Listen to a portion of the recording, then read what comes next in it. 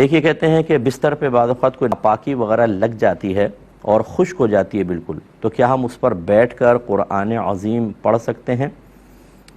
دیکھیں، ادب کے خلاف ہے، اگرچہ نہ گناہ ہے نہ ناجائز ہے، اور بلکہ خاص طور پہ اگر گدے پہ جیسے بچے وغیرہ پیشاب کر دیتے ہیں اس پہ آپ نے ایک چادر بچھا دی ہے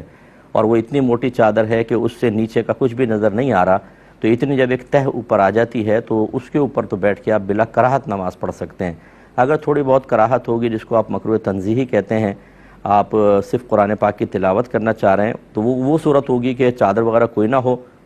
اور نجاست خشک ہو گئی اور اس پہ براہ راست آپ بیٹھ گئے، تو یہ مکروہ تنزیہی ہے، زیادہ تحریمی وغیرہ نہیں ہے۔ ہاں، اگر آپ نماز پڑھ رہے ہیں، جیسے بہت سارے بزرگ ہوتے ہیں بیٹھ کے نماز پڑھتے ہیں، اور حالت یہ ہے کہ گدے کے اوپر ڈائریکٹ یعنی ناپاکی پر ڈائریکٹ بیٹھ کے پڑھ رہے ہیں، تو پھر اگر وہ زیادہ نجاست ہے تو لازم بات ہے کہ نماز نہیں ہوگی، یعنی اگر 1 درہم سے زیادہ ہے۔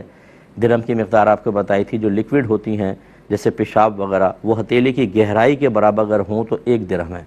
جیسے آپ اس پہ پانی ڈالیں، جب ٹپکنے لگائے تو رک جائیں، یہ 1 درہم کہلاتا ہے۔ اگر گدے پہ نجاست 1 درہم سے زائد ہے اور اس پر بیٹھ کے نماز پڑھی تو ہوگی نہیں۔ اگر 1 درہم کے برابر ہے تو نماز ہو جائے گی، لیکن واجب العیادہ ہے، دوبارہ پڑھنی ہوگی، اور 1 درہم سے کم ہے تو نماز ہو جائے گی، لوٹانا سنت ہے،